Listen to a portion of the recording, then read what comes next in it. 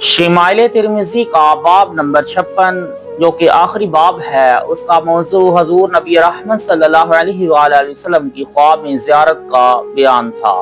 اس کا کچھ حصہ آپ تک پہنچا، آج بقیہ حصہ آپ تک پہنچانے کی کوشش کریں گے، اور یہ باب بھی آخری باب ہے اور یہ حصہ بھی آج کا انشاءاللہ آخری ہوگا۔ اس کے بعد انشاءاللہ نئی کتاب کو شروع کیا جائے گا، کسی نئے موضوع پر بات کی جائے گی۔ خواب تین قسم کے ہو سکتے ہیں: اچھے جو اللہ تعالیٰ کی طرف سے ہوتے ہیں، برے جو شیطان کی طرف سے ہوتے ہیں، تین اپنے نفس و ذہن کی باتیں۔ حضرت ابو ہریرہ رضی اللہ تعالی عنہ سے منقول ہے کہ حضور اقدس صلی اللہ علیہ وآلہ وسلم نے فرمایا، خواب کی تین اقسام ہیں: اللہ تعالیٰ کی طرف سے بشارت، خیالی باتیں، شیطان کا خوف زدہ کرنا۔ جب کوئی ناپسندیدہ خواب دیکھے تو کسی سے ہرگز بیان نہ کرے۔ حضرت ابو قتادہ رضی اللہ تعالی عنہ سے منقول ہے کہ جب تم ناپسندیدہ خواب دیکھو تو اپنے دوستوں کے علاوہ کسی سے بیان نہ کرو تاکہ اس سے کوئی ضرر نہ ہو۔ حضرت ابو سعید خدری رضی اللہ تعالی عنہ سے منقول ہے کہ آپ صلی اللہ علیہ وآلہ وسلم نے فرمایا، ناپسندیدہ خواب دیکھو تو یہ شیطان کی طرف سے ہے، اس کی برائی سے پناہ مانگو اور کسی سے بیان ہرگز نہ کرو تاکہ نقصان نہ ہو۔ برے خواب کے 5 آداب ہیں جو حسب ذیل ہیں۔ اللہ تعالیٰ کی پناہ طلب کرتے ہوئے یہ پڑھا جائے، اعوذ باللہ من الشیطان الرجیم۔ بائیں جانب تھوکا جائے، کسی سے بیان ہرگز نہ کیا جائے، اپنی کروٹ بدل لی جائے، بیدار ہو کر نماز ادا کرے۔ صادق کا خواب سچا، جو شخص صادق ہو اس کا خواب بھی سچا ہوگا، جسے بیان کرنے میں کوئی قباحت نہیں ہے۔ حضرت ابو ہریرہ رضی اللہ تعالی عنہ سے منقول ہے کہ رسول کریم صلی اللہ علیہ وآلہ وسلم نے فرمایا، جو سچا ہوتا ہے اس کا خواب بھی سچا ہوتا ہے۔ اپنا خواب اپنے خیر خواہ، صاحب تقوی اور نیک آدمی سے بیان کیا جائے۔ حضرت ابو ہریرہ رضی اللہ تعالی عنہ سے منقول ہے کہ حضور انور صلی اللہ علیہ وآلہ وسلم نے فرمایا، خواب کسی عالم یا خیر خواہ کے علاوہ کسی سے بیان نہ کیا جائے۔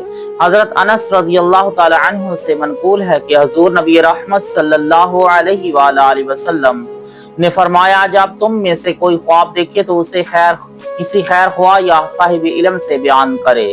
اچھے خواب کے آداب کو پیش نظر رکھنا چاہیے۔ روایات میں اچھے خواب کے 3 آداب بیان ہوئے ہیں: الحمدللہ کہنا، اللہ تعالیٰ کی تعریف و ثنا کرنا، اسے بیان کرنا، اس کی تعبیر کسی خیر خواہ عالم سے دریافت کرنا، نہایت مخلص اور خیر خواہ سے اپنا خواب بیان کرنا چاہیے۔ حضرت ابو قتادہ رضی اللہ تعالی عنہ سے منقول ہے کہ اپنا اچھا خواب اپنے اچھے دوست سے بیان کرنا چاہیے۔ دیکھے گئے خواب کی تعبیر واقع ہوتی ہے۔ رسول اکرم صلی اللہ علیہ وآلہ وسلم نے ام المؤمنین حضرت عائشہ صدیقہ رضی اللہ تعالی عنہا سے فرمایا، جب تم تعبیر دو تو اچھی تعبیر دو، خواب دیکھنے والے کے موافق تعبیر واقع ہوتی ہے۔ کوئی خواب میں دودھ دیکھتا ہے یا پیتا ہے تو اس کی تعبیر علم سے ہوگی۔ حضرت عبداللہ بن عمر رضی اللہ تعالی عنہما سے منقول ہے کہ حضور انور صلی اللہ علیہ وآلہ وسلم نے ایک خواب بیان کیا کہ میرے سامنے دودھ پیش کیا گیا، میں نے اسے نوش کیا، میں نے اس کی سیرابی اپنے ناخنوں میں محسوس کی، پھر باقی ماندہ دودھ عمر کو دیا۔ لوگوں نے اس کی تعبیر دریافت کی تو فرمایا، علم۔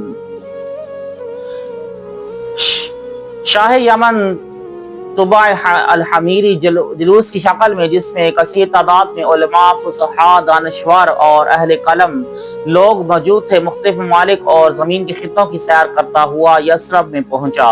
علماء نے سفارش کی کہ ہمیں اس شہر میں مستقل قیام کی اجازت دی جائے۔ انہوں نے نہ صرف ان کی سفارش منظور کی بلکہ خود اسی شہر میں 1 سال تک قیام کرنے کا فیصلہ کیا اور علماء کے لیے رہائش گاہیں تیار کرا دیں۔ 1 سال قیام مکمل ہونے پر طبع الحمیری رحمت اللہ تعالی علیہ نے ایک مکتوب سید عالم صلی اللہ علیہ وآلہ وسلم کے نام لکھا، ڈبہ میں بند کر کے ایک شامول نامی عالم کے سپرد کیا۔ یہ وصیت کی کہ اگر تمہاری موجودگی میں آپ صلی اللہ علیہ وآلہ وسلم کی بعثت ہو جائے، یہ امانت خود پیش کرنا، ورنہ نسل در نسل وصیت کرتے رہنا تاکہ یہ مکتوب آپ تک پہنچ جائے۔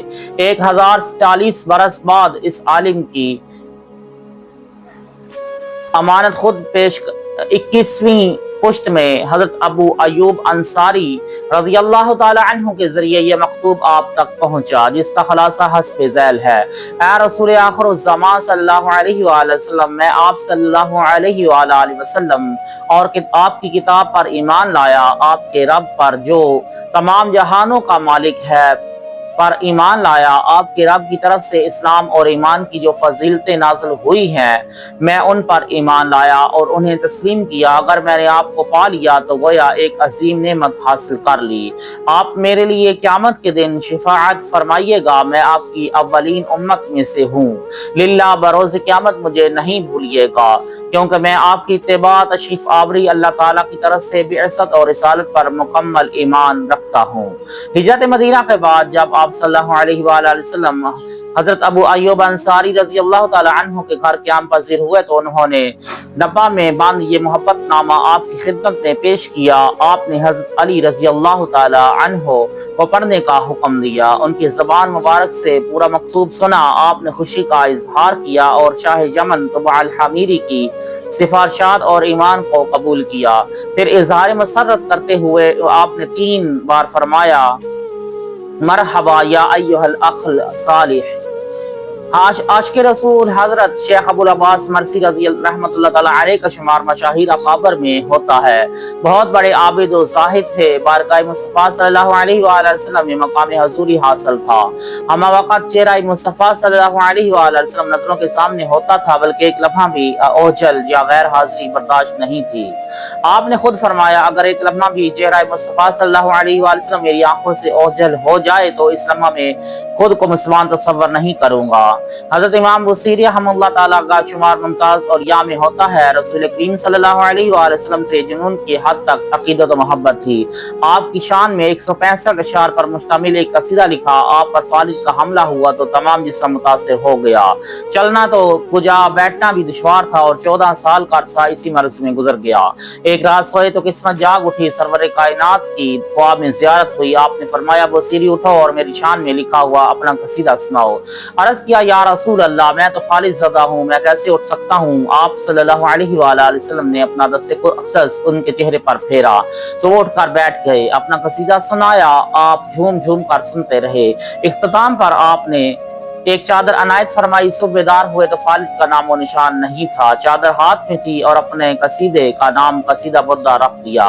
صبح ہوئی تو 14 سال بعد آپ پہلی مرتبہ گلی میں گئے، ایک مجذوب سے ملاقات ہوئی۔ انہوں نے کہا: اے بصیری، رات والا قصیدہ مجھے بھی سناؤ۔ بصیری چونک گئے کہ میں نے کسی کو بتایا نہیں ہے تو انہیں رات والے کے واقعہ کا کیسے علم ہو گیا؟ مجذوب نے کہا: بصیری، جب تم آپ صلی اللہ علیہ وآلہ وسلم کو اپنا قصیدہ سنا رہے تھے، آپ جھوم جھوم کر سن رہے تھے تو کچھ فاصلے پر بیٹھ کر میں بھی سن رہا تھا۔ حضرت شیخ عز الدین عمر رحمۃ اللہ تعالی علیہ حضرت ابو الفرج رحمۃ اللہ کے حوالے سے بیان کرتے ہیں کہ 555 ہجری کے حج میں میں اپنے سید شیخ احمد رفاعی حسینی رحمۃ اللہ تعالی کے ہمراہ تھا۔ اسی سال طرح اللہ تعالیٰ کی طرف سے حج کی سعادت حاصل ہوئی تھی۔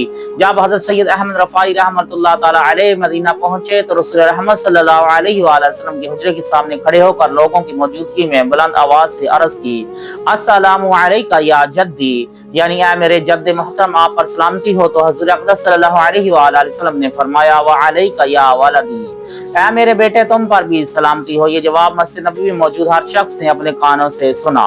جواب سن کر سید امام احمد رفاعی رحمۃ اللہ تعالی پر جذب طاری ہو گیا۔ آپ تھرا اٹھے، آپ کا رنگ زرد ہو گیا، روتے ہوئے گھٹنوں کے بل کھڑے ہو گئے، دیر سسکیاں بھرتے رہے، پھر عرض کیا: اے جد محترم، اے جد مکرم، دوری کی حالت میں میں اپنی روح و خیال کو بھیجا کرتا ہوں جو میری نعمت میں آستانے بوسی کرتے، اور آپ آج یہ دور افتادہ خود دولت پر حاضر ہے، لہذا اپنا دست کرم دراز فرمائے تاکہ میرے لب دست بوسی کی سعادت حاصل کر لیں۔